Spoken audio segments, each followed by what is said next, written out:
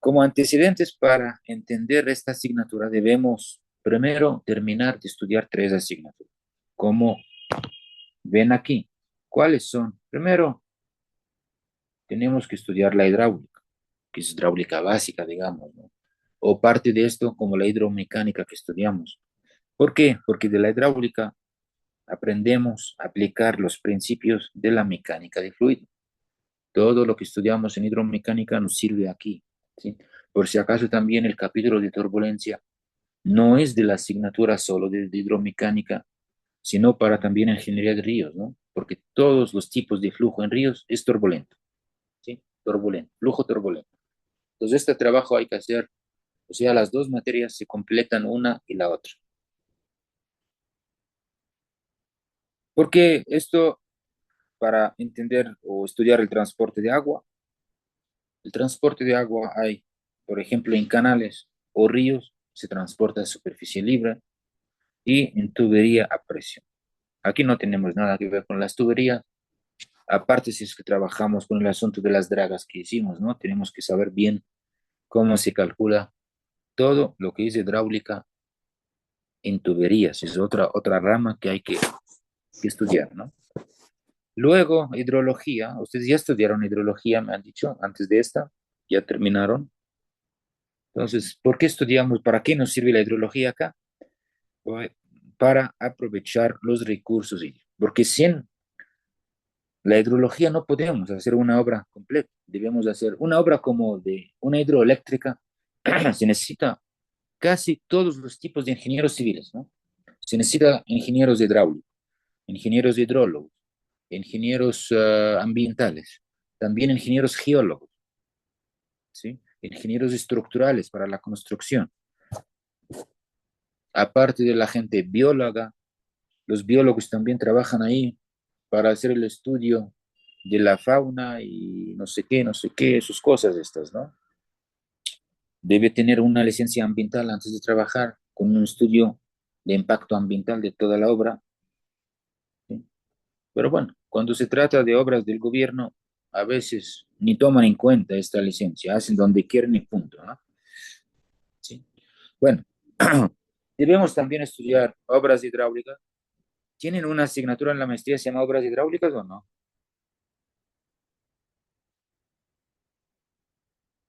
Sí, ¿Pero terminaron o no todavía? todavía no. ¿Pero este semestre o el próximo? Creo que es el próximo semestre, ¿no? Bueno, Ujú. esta asignatura debemos estudiar antes de la ingeniería de río, pero ustedes lo tienen al revés, no sé. ¿Sí? Entonces, ¿esto para qué? Es también para conocer las principales obras humanas en los ríos, ¿sí? Debemos conocer qué partes tiene una obra hidráulica, como las compuertas, luego desalinadores, luego el canal de que transporta el agua, luego, por ejemplo, los embalses, luego la casa de máquinas, las turbinas, luego el aguas abajo del río, el agua turbinada, a dónde va y cómo hacemos. Todo esto es importante, porque el agua turbinada, lamentablemente, también aquí lo botan directamente al río, ¿no? O sea, cuando ya entra el agua a la casa de máquinas, hacen la generación eléctrica y luego el agua se va, el agua turbinada le llamamos, ¿no? Se va directamente aguas abajo al río y circula en el río como que no ha pasado nada, ¿ya? Esta agua es mala para el consumo humano porque el agua turbinada no es H2O, sino es H2O2, agua oxigenada le llamamos. Más bien deberían utilizar esto para la industria, porque entra en medicinas, entra en la industria, en fabricar algunas cosas, materiales, no sé, de pinturas y cosas así, ¿no? O sea, deberían aprovechar esta agua en vez de botarla en el río y eso es malo para el consumo humano, ¿sí? Con esto debemos saber principalmente también las obras hidráulicas que tenemos aquí en el país, ¿sí? Que tenemos aquí en el país, para saber y entender y tener experiencia para que al momento de hacer cualquier otra obra, si es que descubro que hay fallas en estas, evito estas fallas, aprendo más, ¿no? Cuando conozco las obras hidráulicas en el país, ¿saben? ¿Cómo le damos una definición a la ingeniería de ríos? Es la ingeniería que trata de dos cosas. ¿Cuáles son? Primero, intervenciones humanas en los ríos para su adecuación al aprovechamiento de los recursos. Un ejemplo de esta como la hidroeléctrica, ¿no? Y también para la reducción de los riesgos de daño, como las inundaciones. Todos sabemos, aquí ha pasado mucho inundaciones, este poco tiempo que ha pasado en la costa, principalmente por mucha lluvia. Estas inundaciones causan daños, digamos, materiales, daño a la agricultura, daños en casas, ¿sí? A veces también pérdidas humanas. Hay gente que se muere en estas inundaciones. ¿Sí? Esto todo hay que evitar por nuestro trabajo como especializados, digamos, en ingeniería de ríos. Hay que también estimar los costos de todo esto para saber cuánto costó una inundación en un sitio, por ejemplo. ¿Sí? Hay una, el que le interesa, ¿no? Hay una organización que se puede tener la membresía, es gratis, ¿no? Pero con algunos requisitos. Esta membresía es lo que le llaman, a ver, a ver, déjame ver. Yo soy miembro en esta también, pero hace tiempo que no se hizo nada. Creo que se llama ¿sí? WB, ¿sí? Esto es lo que le llaman Engineers Without Borders, lo que le llaman en español Ingenieros Sin Fronteras, ¿sí? Esta es una organización, tiene muchos ingenieros afiliados ahí. Por ejemplo, cuando pasó aquí el terremoto en el Ecuador, en el 2016, se contactaron con nosotros, los miembros que son de Ecuador, ¿no? Y nos mandaron ahí a Manabí para calcular el daño, cuánto cuesta en dinero, ¿sí? En dinero, cuánto cuesta. ¿Por qué? Porque ellos toman después de estos reportes y luego estiman cuánto va a ser la recuperación o la reconstrucción de eso. Para buscan después el gobierno financia o pide préstamos o pide ayuda a otros países, lo que sea. Pero deben tener un costo estimado de los daños después de cualquier problema, digamos, de la naturaleza, como inundaciones, como terremoto, como huracán, como pasa en la costa siempre de México y Estados Unidos. Todo esto hay que estimar los daños cuánto es, ¿sí? Entonces, la ingeniería de ríos trata de esto, las intervenciones humanas en los ríos y la reducción de los riesgos. ¿Cómo le damos una definición a un río? Todos entendemos que es un río, pero al momento de poner una definición correcta, a veces un poco, digamos, difícil, ¿no? Aquí dice es un elemento natural que recoge las aguas de una cuenca y las transporta en lámina libre hasta su desembocadura. La mayoría de los ríos desembocan sus aguas en mares o en océanos, como en Ecuador aquí, ¿sí? Entonces, este río, elemento natural, recoge todas las aguas de una cuenca hidrográfica arriba de la montaña y las transporta en lámina libre hasta su desembocadura. Otros también transportan el agua a lámina libre, como los canales, ¿sí? Como los canales también transporta el agua a lámina libre. Pero los canales, tenemos canales naturales, como los ríos, y tenemos canales artificiales, nosotros construimos, como canales de riego, por ejemplo, ¿sí? Y este tipo de canales artificiales también tiene algunos tipos. Puede ser que un canal revestido con cemento y hormigón en el fondo, puede ser un canal también artificial, pero con fondo natural, sin revestimiento, le llamamos. Cada una de estas tiene sus características y sus cálculos diferentes, ¿sí? Entonces, si ya dijimos que los canales también tienen o transportan el agua a lámina libre, entonces ahora, ¿qué diferencias hay o qué en común hay entre ríos y canales? A ver, ahora ustedes me digan, ¿qué hay en común entre ríos y canales?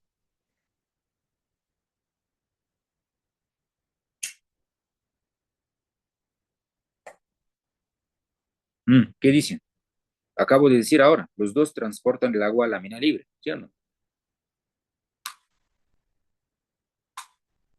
Eso es lo único en común entre ríos y canales, por si acaso, ¿sí? Que los dos transportan el agua a lámina libre, quiere decir a la superficie libre, ¿no? No es como la tubería, está encerrada el agua dentro de la tubería, confinada, le llamamos, ¿eh? Entonces, esto es lo que está en común entre ríos y canales. Ahora las diferencias. ¿Qué dicen ustedes? Quiero que digan algunas diferencias rápidamente, por favor. La sección. La sección, ¿qué más?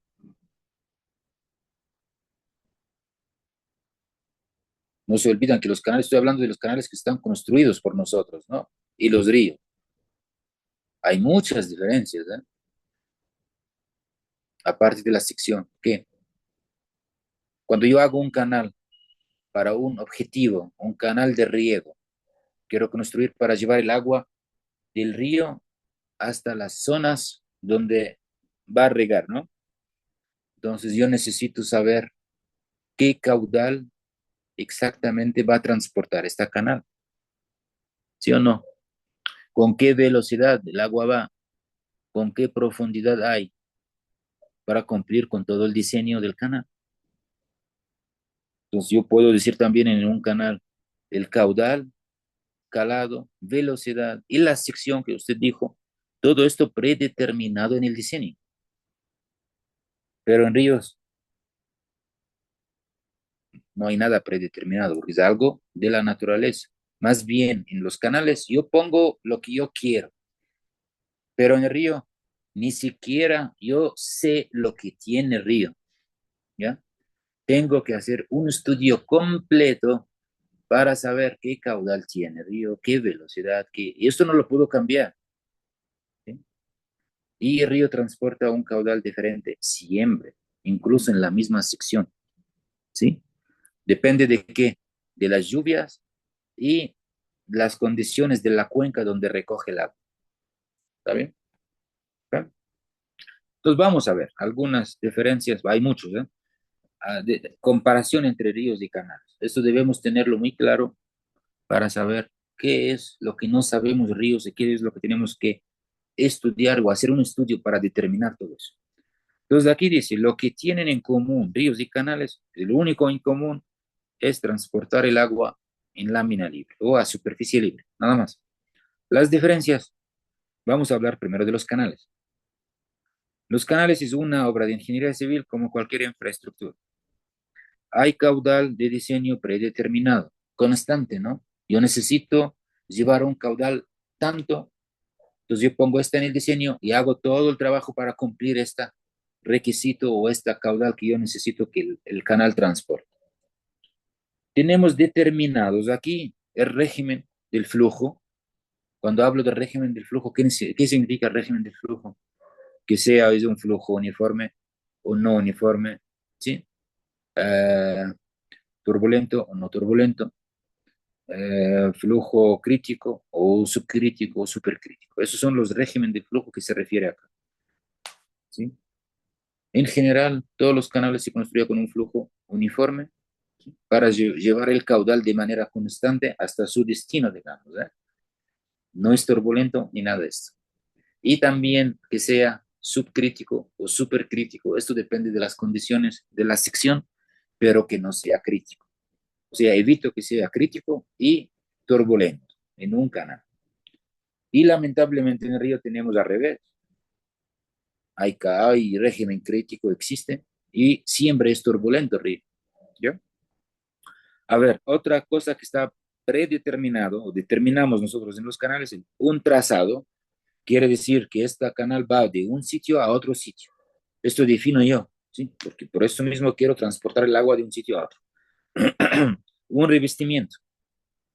Pongo revestimiento o no pongo revestimiento. Esto también. Si yo necesito minorar mucho la rugosidad en el fondo, pongo revestimiento. Si no me interesa el asunto de la rugosidad en el fondo, le dejo natural, sin revestimiento y cosas así, ¿no? Una sección. También yo puedo construir un canal de sección rectangular o de sección trapezoidal, o de sección circular, como un túnel, por ejemplo. El túnel que lleva agua no es tubería, sino es un canal de sección circular. Depende qué objetivo tiene esta obra o esta canal. Los calados también están determinados. ¿Sí? Determinados. Bueno, luego, proyección de medidas para evitar la entrada de sedimentos. ¿Ya? Como por ejemplo el deserenadores que hicimos en las obras esta, ¿no? Para evitar la entrada de sedimento. ¿Funciona o no funciona? Es otra cosa, ¿no? Entonces, en los canales hay unas mallas que tienen estos huecos bien finos, ¿no? Bien pequeños. Es justo para evitar la entrada de sedimentos con el agua. ¿Por qué? Porque se llena de sedimentos, el fondo se llena y el canal pierde su capacidad de transportar el mismo volumen de agua. Entonces, todos sabemos que el caudal también es volumen para tiempo, ¿no? Entonces, pierdo el caudal que yo quiero transportar, así de fácil. Entonces, yo debo evitar la entrada de sedimentos. Pero en los ríos es muy difícil hacer una obra para, ahí vieron en la de Coca-Cola, se puso los deserenadores, pero no funcionó. Sí, no funcionó. Es difícil hacer esto en ríos.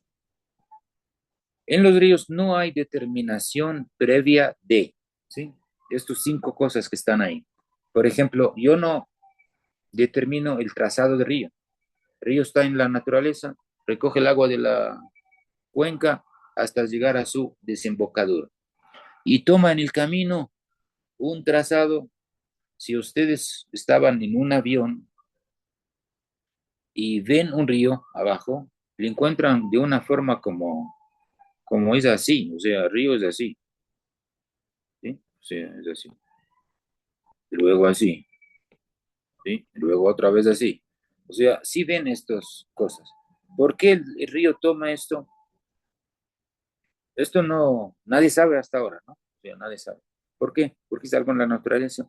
Y el agua va donde ella quiere, no es donde yo quiero, ni donde nosotros queremos, ¿no? O sea, toma su trazado y su camino.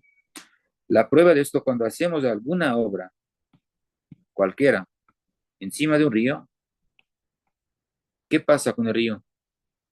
Responde con violencia, ¿no? O sea, yo he hecho algo en contra de su naturaleza. Entonces, al momento de poner una obra aquí, el río antes de la obra está en un estado de equilibrio. Él sabe lo que hace. Transporta agua y sedimento y siga su camino sin ningún problema y nadie le molesta. Al momento de hacer una obra nosotros aquí, queda el río en estado de desequilibrio. De ahí causa los problemas por nosotros mismos, como la erosión regresiva que vimos, como erupciones acá, inundaciones también entramos aguas de arriba o aguas abajo. Todos estos son problemas hay que evaluar al momento de hacer una obra de ingeniería civil sobre río. ¿Sí? Tampoco revestimiento.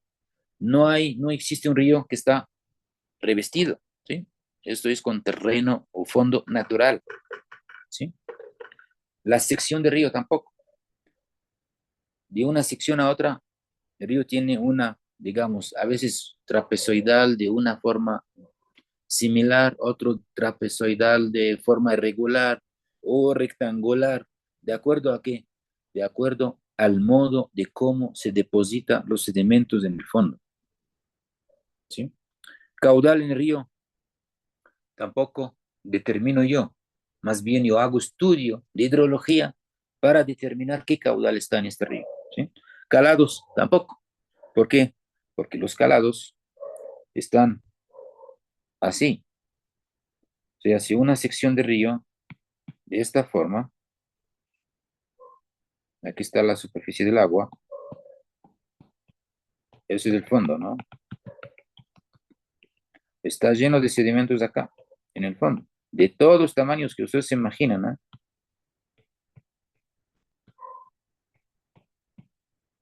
Entonces, al momento de medir calados, de saber los calados, son, aquí es un calado, aquí es otro por el sedimento, hasta aquí nomás, aquí es otro de aquí, otro acá, ¿sí? Entonces, siempre tenemos calados diferentes. Y estos calados diferentes lo que hace, se imaginan que tenemos un caudal así y calados diferentes de uno, de dos, de tres. Entonces, si hablamos por franjas, en esta parte tenemos un calado y un caudal. Entonces va a salir una velocidad de uno diferente a eso, y diferente a eso, y diferente a eso. Estas velocidades y cambio de velocidades en la misma sección afecta al transporte de esos sedimentos en el fondo. Entonces ahora tenemos velocidades. Estas velocidades van a transportar esos sedimentos. Esta partícula, en vez de que está aquí, le vamos a encontrar mañana acá. Entonces aquí cambia el calado aquí. El cambio de calado cambia velocidad y cambio de velocidad cambia el transporte de sedimentos. Esta partícula de acá vamos a encontrar mañana acá, parada aquí. Entonces esto también es otro calado más pequeño. Un calado más pequeño, velocidad más alta. Velocidad más alta transporta más sedimentos y causa erosión en el fondo. Es un lío que no termina, ¿sí? Entonces, por eso el trabajo en ríos no es fácil como la gente se imagina, ¿no? No es fácil. ¿Ok? Dice también otra diferencia más. Para determinar las características previas de un río, se debe realizar un estudio completo de hidráulica, hidrología y geomorfología, ¿sí? Necesitamos también un ingeniero geólogo que nos ayuda. Y por suerte tenemos a alguien aquí, ¿no? ¿Sí o no? ¿Quién es? Ya no me acuerdo. Soy yo, doctor. Ok, entonces ahí usted va a entender estas cosas mejor que nosotros, ¿no? Un trabajo geomorfológico, esto hacen los ingenieros geólogos, y tenemos problema con ustedes, ¿no? Civiles y geólogos. ¿Cuál es cuando en un equipo, un ingeniero civil, un ingeniero geólogo, los geólogos trabajan y hablan de miles de años atrás, ¿no? Pero nosotros como ingenieros civiles solo necesitamos lo que pasó hace 100 años nomás, digamos. Entonces ese es un problema que siempre queremos saber qué pasó o qué había hace 100 años en la geología de este río, nada más. Pero a los geólogos nos responden, no, es que 100 años es muy poco para ustedes, ¿no? O sea, le damos hace 1000 años pasó eso. Y nos complica más las cosas. Eso es un poco de conflicto entre los ingenieros civiles y geólogos en esta rama de trabajo, digamos, en los ríos, ¿no? Bueno, dice también una diferencia más, caudal variable, siempre según el régimen hidrológico de la cuenca, ¿sí? O sea, nunca el río lleva el mismo caudal, porque ¿qué es lo que determina el caudal en un río? El régimen hidrológico de la cuenca, ¿sí? Cuando tengo la cuenca, está mucha agua, está llena de agua, entonces el río va a tener mucho caudal. Cuando hay época de sequía, esta cuenca va a estar media vacía, no tiene mucha agua, entonces el río tiene poca agua, ¿sí? El asunto de que hay sequía o hay mucha agua en el río, esto vamos a ver más adelante. Como ingenieros hidráulicos ahora, ¿cuál nos conviene más? ¿Época de sequía o época de mucha lluvia? Esto tenemos que saber, ¿sí? Porque la respuesta es sorprendente para todos, ¿eh? Vamos a ver más adelante, ¿eh? Bueno, existen avenidas extraordinarias. Pueden transformar radicalmente la naturaleza o el curso del río.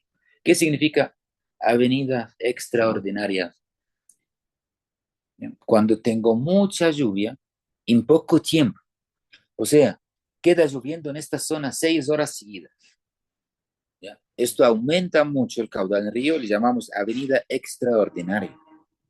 Y esta lamentablemente puede causar muchos daños, porque es concentrada el agua, hay mucho caudal ahí, mucho caudal implica gran velocidad implica gran capacidad de río de transporte de sedimentos. Y gran capacidad de transporte de sedimentos implica erosiones en el fondo, en las orillas. Entonces ahí lo primero que vamos a tener, inundaciones. Si tenemos puentes encima de un río, puede caerse, ¿sí? Muchos problemas tenemos de eso. ¿Se acuerdan también en el 2016 por el terremoto de Manabí? En menos de una hora, ¿sí? Salió la gente de la Marina, lo que es el Instituto INOCAR. INOCAR es Instituto Nacional, creo, Oceanográfico Militar, algo así, ¿sí? Salieron en la televisión para calmar la gente y han dicho que descartamos un tsunami. No sé si acuerdan esta noticia o no, ¿sí? ¿Qué significa que descartan un tsunami y cómo lo hacen y cómo lo saben? ¿Ya? Por estas avenidas extraordinarias. Entonces, Manabí, como sabemos, todos están al Pacífico, ¿eh? No, no es de río, no estamos hablando de río, del océano. Entonces, hay algo, se llama lancha patimétrica, ¿sí? Lancha patimétrica. Esta lancha patimétrica hace patimetría. Patimetría quiere decir ¿cómo es? La topografía del fondo, ¿ya? Entonces, esta lancha camina, sea en el océano, sea en el mar, equipada por aparatos electrónicos y tecnológicos y computadora y todo. ¿Qué hace?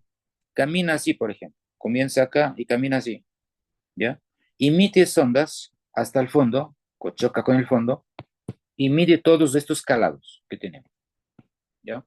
Y con estos calados, ¿qué se hace? Se dibuja el perfil del fondo y también la superficie del agua. Y cuando ya tenemos esto, ya sabemos qué velocidades hay en cada sección y qué caudales pueden cruzar.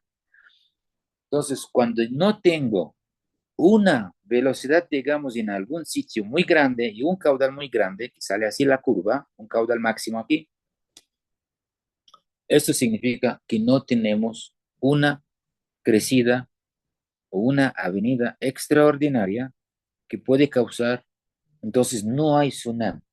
Pero al momento que encuentro estos picos de caudales máximos, entonces puede ocurrir un tsunami que el agua va al, al terreno, digamos, o al territorio y causa muchos daños, ¿sí? Entonces, así por eso dice, puede transformar radicalmente la naturaleza o el curso del río. ¿Por qué? Porque hay una gran transporte de sedimentos con avenidas extraordinarias, ¿sí? Dice también el curso en planta del cauce de un río no es fijo como el de un canal, ¿sí? Sino puede cambiar de forma gradual a lo largo del tiempo. El canal es construido por nosotros de hormigón, de madera, cualquier material, pero es una sección fija y no hay cambio con el tiempo. De aquí a 100 años, 200 años queda lo mismo. Solo es que se dañan algunas partes, ¿no? Pero hablo de la sección, queda igual, ¿no? Por ejemplo, aquí las fotos a la derecha, a la izquierda, perdón. A la izquierda es un canal y aquí arriba es la sección del canal, el trazado del agua es fijo, ¿no? Pero en un río, abajo está la sección de río, arriba está en planta, ¿sí? Esto aparece aquí. Si yo vengo después de 10 años en la misma sección y lo dibujo, va a salir diferente, ¿sí? No es la misma sección. Por eso dice, si no, puede cambiar de forma gradual a lo largo del tiempo. Ahí es el problema cuando tenemos 100 años atrás y ahora. Capaz que este río ni siquiera está en el mismo sitio. Si trasladó, por ejemplo, a 2, 3, 4, 5 metros más a la derecha o más a la izquierda, ¿ya? No es la misma sección. ¿Está bien? Dice aquí en los cambios, el río hace uso de un grado de libertad relativa o relativo a la planta, buscando un cierto acomodo o equilibrio que siempre se concreta en una u otra sinuosidad, estas curvas de aquí, ¿no? No en alineaciones rectas y curvas circulares como son proyectados y trazados en los canales, ¿sí? Esta es la razón que cambia. ¿Por qué? Porque cuando tengo como estas crecidas de caudal o sequías después, todo esto, el río trata de que de buscar su equilibrio y con el tiempo logra tener el equilibrio, aunque sea cambiando la forma de sección o más sinuosidad, como dice acá, más curva, hasta llegar a su equilibrio, ¿sí? Los canales no tienen relación con el nivel freático, si es que es revestido. Claro, si es que está revestido con concreto, con cemento, con lo que sea, ya estoy cortando yo la relación entre el fondo y el nivel freático, ¿sí o no? Ya no hay nada. El río mantiene un diálogo con el medio, con los niveles freáticos, y a su alrededor se forma un ecosistema húmedo. El cauce y la circulación de las aguas son apropiados para la vida vegetal y animal, pero en cambio en canal no, ¿sí? En canales no. El río transporta el agua sobre el material del valle, lo que llamamos río aluvial. Este material puede ser movido y arrastrado por el agua. Los contornos del flujo son fijos en un canal, pero no en un río. Los fondos y orillas que pueden presentar acreción por sedimentación o regresión por arrastre de partículas de sedimento, lo que le llamamos erosión. O sea, esta palabra acreción significa sedimentación. Esto es lo que pasó en el caso del islote del Palmar que mencionamos, ¿no? Acreción quedó sedimentando la zona hasta llegar por encima de la superficie del agua. O regresión quiere decir por arrastre de partículas, lo que le llamamos erosión. Un caso es contrario al otro, ¿sí? Los cambios en las secciones del río son efecto de tres variables. O sea, ¿por qué siempre hay cambios en las secciones del río? Existen tres variables que causan estos cambios en las secciones. Variables hidrológicos, como el clima, la temperatura, las precipitaciones. Si ustedes ven el INAME de Quito, tiene registros de todos estos parámetros de hidrología 100 años atrás.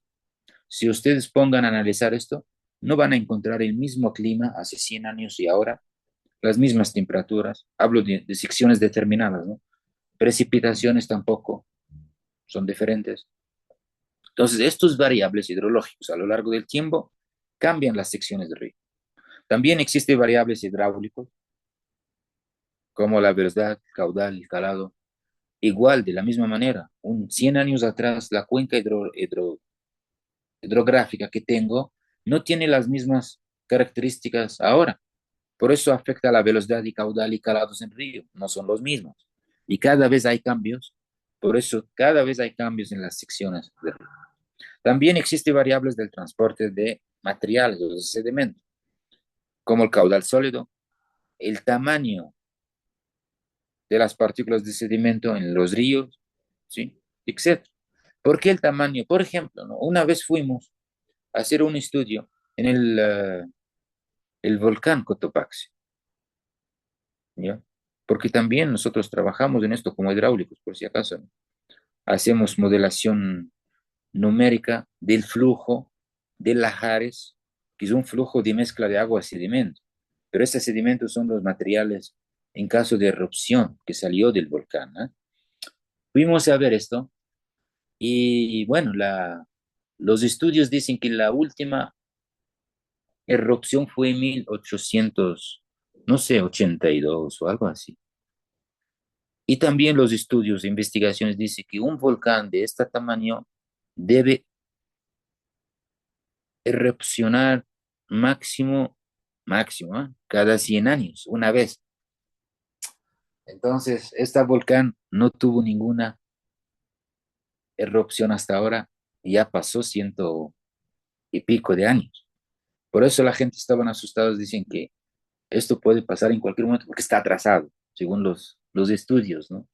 Bueno, cuando fuimos allá por la última erupción, en 1880 y algo, eh, las características de los ríos que estaban ahí en esta zona no son los mismos ahora. ¿Por qué? Porque después de la erupción se llenó estos ríos de material y sedimentos muy gigantes. Encontramos una piedra bien grande de un diámetro ¿de cuánto? De 10 metros y 12 metros. Están en el fondo de los ríos, ¿eh? Entonces, esto también hay que tomar en cuenta, si es que pasa alguna erupción ahora de algún volcán, mañana mismo este río tiene otras características de lo que estaba ayer, ¿sí? Esto hay que tomar en cuenta. ¿Sí? Bueno, dice, la morfología fluvial da cuenta de las formas de las plantas y de la planta y la sección de un río también, ¿sí? O sea, la morfología fluvial. Me dice qué forma de la planta y qué forma de la sección del río. Un río es un medio con un flujo de agua y sedimento procedente del cauce o de la cuenca, pero un canal transporta únicamente agua, ¿sí? Más bien hacemos las obras para evitar la entrada de estos sedimentos. Pero la naturaleza no quiere decir que un río transporta sedimentos que está mal.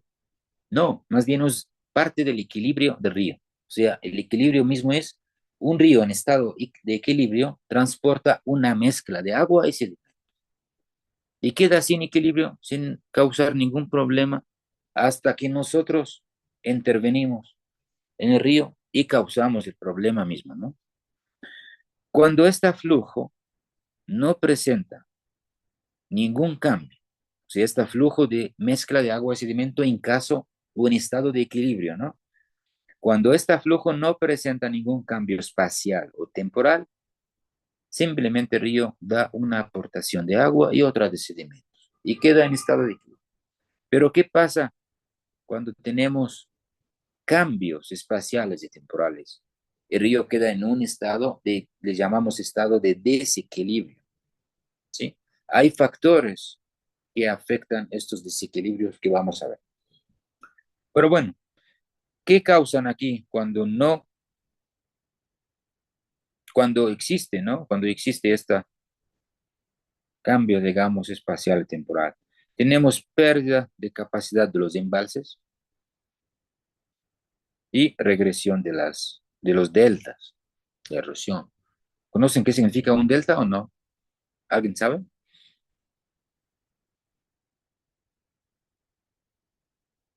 Mm. O sea, estos cambios Ya. espacial y temporal causan estos dos problemas. ¿Qué es un delta? No sé si se refiere a la depositación a la final de un flujo que genera una especie de... O sea, hay una zona plana después de una zona elevada y abarca la mayor parte que puede extenderse. Entonces forma, muchos le dicen delta o también abanicos. Sí, sí, correcto. Entonces es la mayor extensión que llega un flujo a la parte baja y se extiende. Es extensión de terreno, por si acaso, ¿no? Ujú. Sí, Sí, sí, sí. está bien, sí. Y bueno, entonces aprovecho para hacerle otra pregunta. ¿Cuál es el delta más grande del mundo? ¿Dónde se encuentra? La verdad no sabría decirlo. Ya. Delta más A grande. ver, ¿qué símbolo tiene esta en física o matemática? A ver,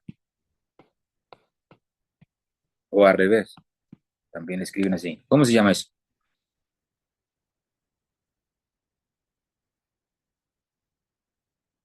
Ah, un símbolo matemático. Por ejemplo, cuando lo hicimos, el examen que hicieron ustedes anteayer, decía calcula la DP, ¿no? Que era la P1 o P2 menos P1, ¿ah? ¿Qué significa esta delta que está aquí? Ahí dije yo, delta se llama, ¿no? Este símbolo se llama delta. Los griegos le pusieron el nombre delta, ¿ya? ¿Por qué hicieron eso? Esto nació por, no sé si aquí tenemos, a ver, esta, el mar, a ver, pues es que lo encuentro en donde lo tengo acá. Bueno, ahí más. Aquí tenemos el mar Mediterráneo, ¿sí o no? Esto es frontera de África y Europa arriba. Tenemos acá el río Nilo. ¿Sí conocen, escucharon del río Nilo o no? El río más grande, más largo del mundo. Cruza 7 países, ¿eh? Y tenemos acá el mar Rojo.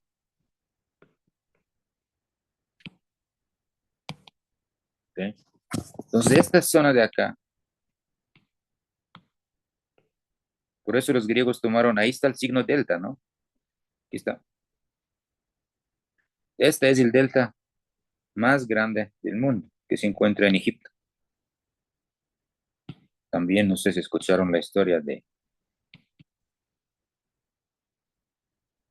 aquí, en esta zona de acá, ¿sí? Esta de acá, donde fue la historia de Moisés, y cruzó el mar de aquí para allá. ¿Sí o no? Sí, sí escucharon la historia que Moisés abrió el mar y cruzó y todo eso, ¿no? ¿O no? La Biblia también habla de eso. ¿Sí escucharon o no? Avísenme. Sí, Sí, Sí, Bueno, y por si acaso, esto es verdadero allá, ¿no? ¿Por qué? Porque existe la evidencia. Cuando ustedes van, los turistas que van a esta zona, paran justo en un sitio acá, ¿sí? Aquí está mezclado este mar rojo con el río, con el mar, así, los tres. Cuando paran en esta zona, ustedes, así parado, ¿no? Sin moverse. Con la mano derecha, puedo tomar agua de aquí, cogiendo agua, y si le prueba, es agua bien salada.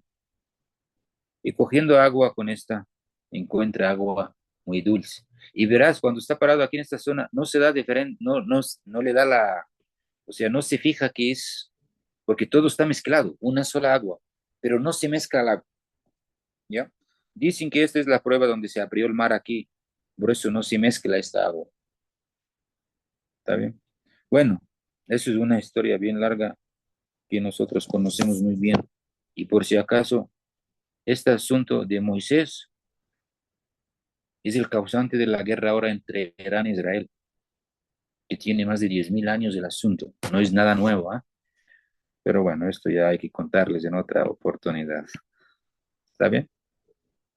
Ok, eso es. Entonces, cuando yo tengo cambios espacial o temporal, tengo dos problemas. ¿Cuáles son?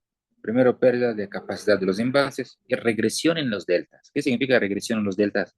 Quiere decir que esta delta de acá, ¿sí? Ahora tiene este tamaño, ¿sí o no? Esto de acá.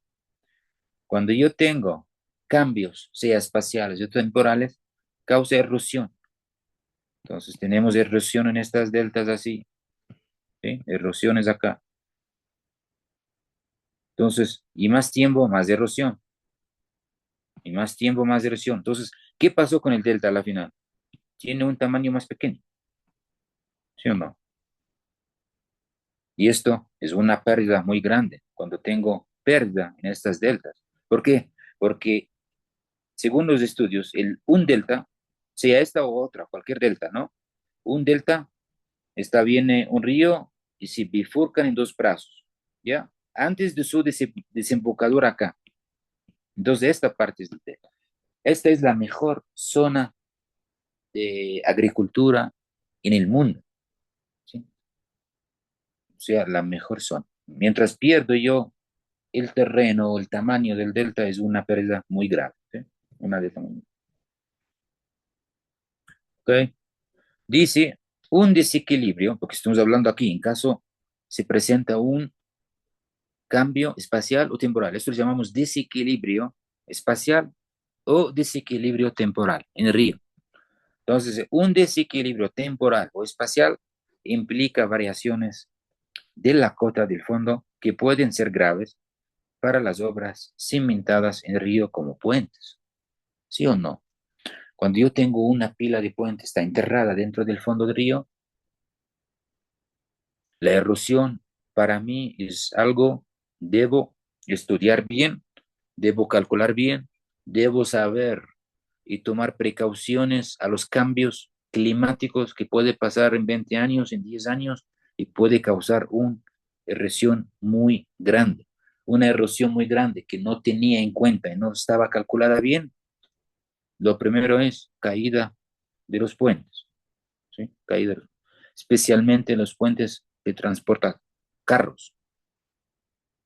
¿Por qué? Porque esos son de carga pesada, digamos, y se imaginan, carros están cruzando encima del puente y si cae de golpe, se mueren todos los que estaban en los carros también. Esto hay que tener en cuenta. En el capítulo que le dije del sexto capítulo, ahí está el cálculo de la erosión en puentes. Cuando avanzamos un poco hablamos de eso. Las variaciones temporales, en cambio, porque tenemos variaciones temporales y espaciales. Variaciones temporales tenemos como, por ejemplo, erosión durante una avenida o el cambio de velocidad, escalados y caudales, como hablamos. Las variaciones espaciales, como erosiones en una curva o en una caída, por ejemplo. O también uno de las variaciones espaciales es las inundaciones. ¿Ok? Un río no es prismático y que no existe sección tipo. ¿Qué significa prismático? Cuando tengo una simetría en las secciones transversales. Entonces, esto existe en un canal, porque en el diseño de un canal yo hago un canal prismático. ¿Por qué? Para que me facilite el cálculo. Un canal simétrico, sea trapezoidal o rectangular, o sea, y todas las secciones transversales son similares o simétricas, y esto me da un flujo uniforme sin ningún problema. Entonces, el río no es prismático, pero el canal puede que sea prismático, puede que sea no prismático, pero lo mejor es construir canales prismáticos, ¿sí? Otra diferencia más, en un río, la superficie libre nunca tiene la forma suave de una curva de remanso, como en canales. Además, la pendiente no es fácil de definir. ¿Qué significa curva de remanso? Ahí los civiles estudiaron esto en el pregrado, ¿no? ¿Qué significa una curva de remanso? Porque dice aquí, en un río, la superficie libre nunca, ¿no? Nunca tiene la forma suave de una curva de remanso. Como en canales, cuando diseñamos un canal, manejamos estas curvas de remanso para que sean suaves, sean similares, ¿sí? Con pendiente no alta, cosas así. Pero ¿qué significa la curva de remanso? A ver, ¿quién me puede aclarar eso? O ya se olvidaron. ¿Mm?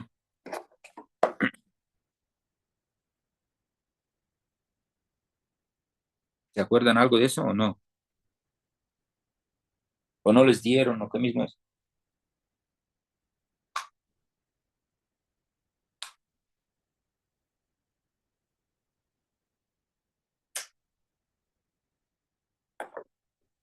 ¿Ah? ¿Alguien se acuerda o no? Contestan rápido por el tiempo.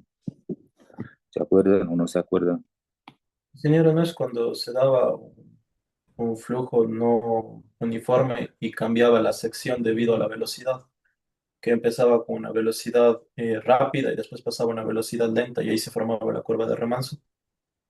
Está bien, sí. Pero bueno, hablamos aquí de otra manera, ¿no? Pero está correcto lo que usted dice. Por ejemplo, ¿sí? Yo tengo un canal como esta, ¿sí? Aquí está la dirección del flujo. Yo tengo una línea acá, que es la línea del flujo crítico, ¿no? Yo tengo acá, aquí todo esto es el calado normal. De aquí hasta acá tenemos el calado crítico, ¿sí? Donde se forma la velocidad crítica, ¿ok? Este fondo tiene una pendiente, le vamos a poner S sub 0, la pendiente del fondo. Este de aquí le vamos a poner S sub W, que viene del slope water, ¿no? O sea, la pendiente de la superficie del agua. Y luego tenemos acá en esta línea la pendiente crítica, ¿sí? Pendiente crítica. Cuando rápidamente le digo, por lo que no han estudiado eso, ¿no? Entonces, de aquí, ¿qué tenemos? Vamos a hacer una comparación entre el calado, la pendiente del fondo y la pendiente crítica. De esto se conforman las curvas de remanso. sea, tenemos algunos casos. Tenemos cuando esta pendiente es menor, la pendiente del fondo, que la pendiente crítica. Ahí se forman, tenemos una pendiente suave y se forman perfiles o curvas de remanso tipo M, ¿sí? Tipo M. Luego, si tenemos esta pendiente del fondo mayor que la pendiente crítica, tenemos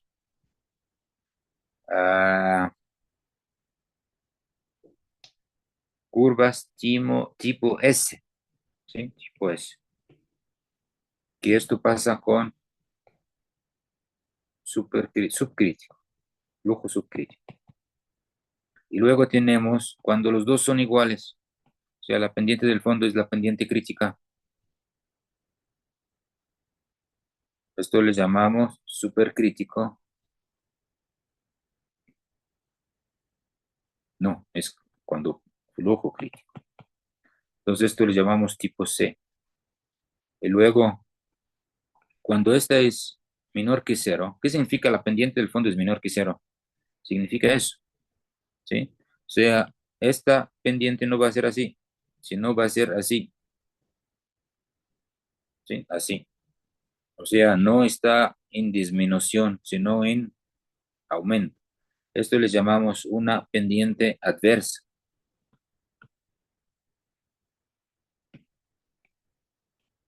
Por eso le llamamos curva de remanso tipo A, ¿sí? Y luego, cuando esta de aquí es igual a cero quiere decir que es totalmente horizontal, ¿sí?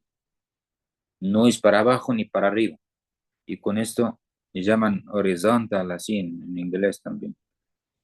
Por eso son curvas de remanso tipo H. ¿Ya? Esas son las curvas de remanso que está hablando. ¿Y cuántos son estos? De aquí hay tres tipos, por si acaso. M1, M2 y M3. Y de esta hay tres. S1, S2, S3. Y de esta hay dos. C1 y C2. Y de esta hay dos. A1 y A2. Y de esta hay dos. H1 y H2. Son 12 curvas de remanso a la final, ¿sí? Estas curvas de remanso vienen del flujo gradualmente variado, ¿sí? El flujo gradualmente variado. Y el flujo gradualmente variado, ¿se acuerdan que hicimos la clasificación de los tipos de flujos o no? El flujo gradualmente variado es un tipo de flujo no uniforme, ¿sí? No uniforme. O sea, estas curvas de remanso, con todos estos tipos, aparecen en los canales cuando tengo el flujo no uniforme, ¿sí? Pero siempre construimos los canales con un flujo uniforme. Entonces, todo esto no aparece en los canales, ¿sí o no? Si es que el flujo es uniforme. Por eso aquí dice que no tiene en un río, a ver, ¿dónde está? Aquí está, en un río la superficie libre nunca tiene la forma suave de una curva de remanso, porque esta curva de remanso, si es que tiene una forma suave, quiere decir que el flujo es uniforme, pero en los ríos el flujo no es uniforme, ¿sí? Por eso nunca aparecen estos tipos de curvas de remanso M, S y H. Esto también hay que saber, ¿sí? Dice aquí, además, la pendiente no es fácil de definir. Estos pendientes que hablamos es fácil porque esto está prediseñado en un canal, pero en un río no. En un río, para saber la pendiente del fondo, tenemos que mandar esta lancha patimétrica que hace los trabajos y me dibuja el perfil del fondo. Y esto no todos los estudios hacen. ¿Por qué? Porque cuesta mucho. Una lancha patimétrica para contratar estudio de eso, para un tramo de 1 kilómetro, o sea, 1000 metros, me cobran $20,000, ¿sí? Entonces, y por si acaso estas lanchas patimétricas, existe una sola o dos, no me acuerdo bien, en manos de la Armada del Ecuador, ¿sí? Del INOCAR. Y hacen estudios para lo que piden, pero les cobran dinero. Y cuesta una lancha como esta, cuesta $200.000, por ejemplo. ¿Sí? O sea, es cara. Listo, dice, en un cauce no prismático se presenta el problema de cómo considerar las pérdidas de carga localizadas en los canales de sección, en los cambios de sección. Claro, ¿no? O sea, no sé si también se acuerdan que le enseñaron en el pregrado a calcular las pérdidas localizadas en un canal, pero en un río, ¿sí? No se puede fácilmente calcular, ni siquiera calculamos ya, porque es difícil calcular. Las pérdidas localizadas en una sección de río ya no se calcula, ¿sí? Otra diferencia, en ríos no existe régimen rápido, solo en canales rectos, revestidos y prismáticos, ¿sí? O sea, el régimen rápido no tiene nada que ver con el régimen, que es turbulento o no, o uniforme o no. Quiere decir el régimen rápido constante, digamos, con el tiempo. Esto solo se encuentra en canales rectos, o sea, sin curva, revestidos y prismáticos, ¿sí? Ni siquiera existe régimen rápido en canal no prismático. El fondo de un río responde con erosión a las altas velocidades. Esta es la frase que yo le hice al inicio de la clase, ¿sí? El fondo de un río responde con erosión a las altas velocidades. Luego, la rugosidad en un río, en un canal, perdón, es un parámetro bien definido, ¿sí? Pero en el río, no. Cuando yo hago el diseño de un canal, tengo que ponerme N de Manning. No sé si escucharon esta o no. La N de Manning, que es el coeficiente de rugosidad de Manning, yo debo definir en un canal. Pero en el río, vamos a ver en el capítulo 3 en el cálculo del transporte de sedimento, no es tan fácil conseguir esta N de Manning. ¿Cuánto es? ¿Cuánto es? ¿Sí? Y por si acaso, pues, sí, quería decir algo. Esta N de Manning, o el coeficiente de rugosidad de Manning, a pesar que es una sola letra, pero esto fue y sigue siendo, ¿no?, un negocio de mucha gente profesional aquí en el país, ¿sí? Y ganan, no le voy a decir miles de dólares, sino millones de dólares por esta N de Manning, ¿ok? Esa es una historia bien grande, bien grave. Me haga recordar algún rato para comentarles, ¿sí? ¿Ok? Entonces, en un río, el caudal circulante y la altura del agua están relacionados de una manera compleja. Existe resistencia al flujo por el tamaño del grano del material de fondo y por las dunas, ¿sí? Entonces, mayores erosiones provoca desbordamiento y esto causa inundación. Finalmente, debemos tomar en cuenta los factores hidrológicos, hidráulicos, la pendiente alta de los cauces y del transporte de sedimentos, ¿sí? Todos tenemos que tomar en cuenta antes de hacer cualquier cosa. ¿Está bien? Esta es más o menos el día de hoy, la introducción a la materia, que es lo que vamos a ver después.